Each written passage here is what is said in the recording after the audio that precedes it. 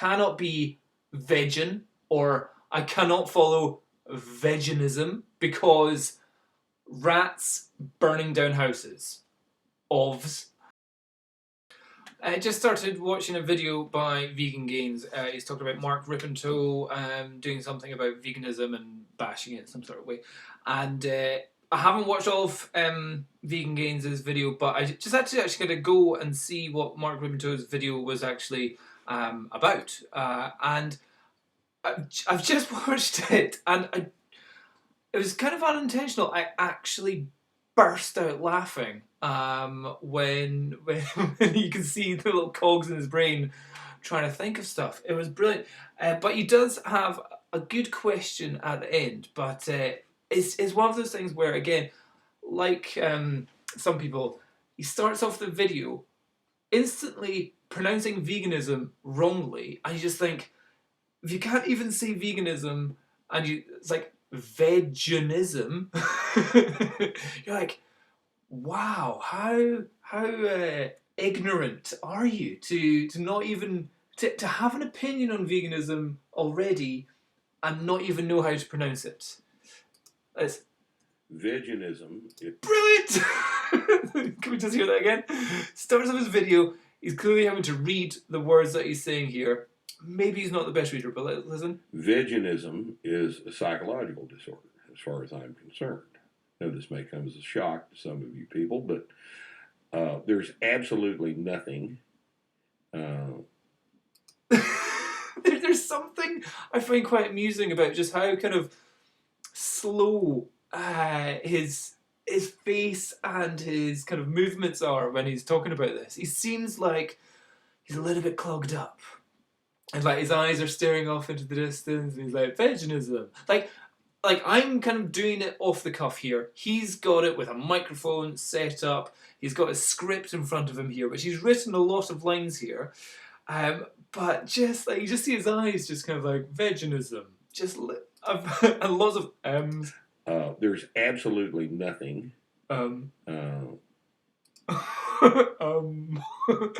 From a physiological or anthropological analysis that would indicate that veganism is brilliant, second time again, a reasonable approach to the human diet. He looks like a cow, or it's something out of a cartoon or something where there's a or like a cat just sitting there licking its lips.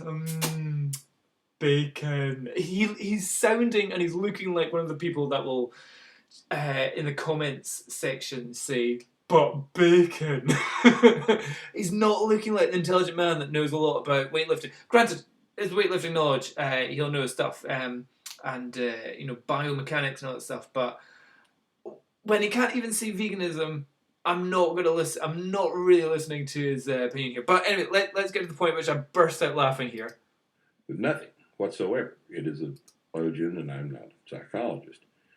And I'm primarily concerned with efficiency here. Why don't you just, have some meat and just shut up? That is so... I'm going to say ignorant. I don't feel like ignorance is the right word, but it's so uninformed, so weak. It's a weak argument. Why don't you just have some protein? Why don't you just have some meat? What's that? You can have alternative forms like pea and hemp and all these other things and all that, but why don't you just have some meat and shut up? Just like, okay, no, but that's not the bit that I burst out laughing. I think it's just here. Just have some meat. If you object to killing animals, he's trying to think, okay, if you object to killing animals, what's my argument here? Let's hear. Do you disinfect your mouth with mouthwash? This is the bit where I was just like, what? Is it like, wash your mouth out with soap? I thought he was going to come along with some kind of like, you're a hypocrite or something, but then he comes up with this. What about the poor little bacteria? Well, they're not really animals, but Yeah, so you want to stop killing animals. Well, what about the bacteria in your mouth? Well, they're not animals. that unintentionally I burst out laughing at that bit. It's like, yeah, bacteria in your mouth, and the equivalent of that in your head. You know, that's the same as like stabbing cows and pigs in the throat while they're alive. Yeah, that's fine. Same thing, is it not? No. No, it's not. Quite basic for that. But then, so he blabs on They're here. alive. They're alive. You know, they're alive. You're killing them. What about when you walk around in the yard and step on nematodes? Nematodes. Oh my god, nematodes, bacteria. Bacteria, though. That's brilliant. Anyway, he comes along to the point where I think at the end here, You just coexist peacefully with the roaches in your house? blah, blah, blah. What about mice and rats? Mice and What about rats. the rats Eating in your attic, chewing the insulation off your wires. Okay, got you. Oh, yeah. potentially subjecting your house to being burned down? What do you? I'm not a vegan. I'm not a vegan. I can't be a vegan because rats burning my houses down. Yep. So therefore, not vegan. Can't be vegan. Sorry, I cannot be vegan, or I cannot follow Vehjinism because rats burning down houses. Ovs. And then, okay, this is the very last bit. Peacefully coexist with those? Where does this shit stop? Where does this shit stop? So I'll give him this bit on the last bit of his question, or the last bit of his thing. His idea of where does this stop, and I would say that's actually a valid comment for people who are shit scared of veganism. Oh my god, vegetables! Where bacon though? Where did you get my protein? Where does it stop? Where does it stop? How about the greater question is, where does it start? Okay, let's think about, instead of thinking about where it stops from, he's gone to the next level of, it stops when you're not even allowed to clean your teeth or brush your, or what do you say, mouthwash, and kill bacteria. That's not where it stops. But let's think about where it starts. So the main point of veganism is, let's see where we can start. And the first thing we can start off with is, well, we can actually happily survive without having to kill animals. We can have a fully balanced diet, which doesn't consist of animal products. He kind of goes on about, there's going to be synthetic stuff. Lots of things that we consume are synthetic. Ask anybody who has a Diet Coke. That's synthetic. It has most of the amino acids in like your pre-workouts are actually synthetically created. They're not derivatives of whey or anything like that. They're synthetic. Most vitamin D or any supplements you want are going to be synthetic anyway. So that's a false point. But the point is, start thinking about where does it start. It starts off with going, could have that ham and cheese sandwich, which is bits of dead cow, or bits of dead pig and the milk from a cow all churned up, usually covered in butter or mayonnaise as well. Or I could have something like from Wicked Kitchen, where it's something delicious and also very healthy, doesn't require the enslavement or killing of any animals. So we have the alternative, and the alternative, we can start there going, cool, okay, I can go with an alternative. I don't need to contribute to the needless breeding and slaughter of any animals. So that's where to start. So let's not think about where it ends. Let's think about where the start is, and that's my promotion of pro-veganism here. Is I will argue against people that are going, but what about honey? And I'm like, honeys are bees. Bees are small. We need beekeepers to look after honey. Blah blah blah. If we get down to the point where so this is where I would be argued as I'm not a vegan, because I don't take my veganism level down to insect. There are some people on a vegan channel which or pages on Facebook where somebody said, I hear I can't eat apples because the shine on the apples is made from something, shellac, which is made from beetles somehow. And you just kind of go, no, you can eat apples. Just eat apples. If there's an alternative, fine, but don't worry too much about it. Or then get to people like, I can't have a fig because a tiny wasp lives inside the fig and dies and blah blah blah, nonsense like that. I'm keeping my veganism out of the insect world. Animals being stabbed in the throat. If we can stop that, or being shot in the head. If we can stop that, I'm good.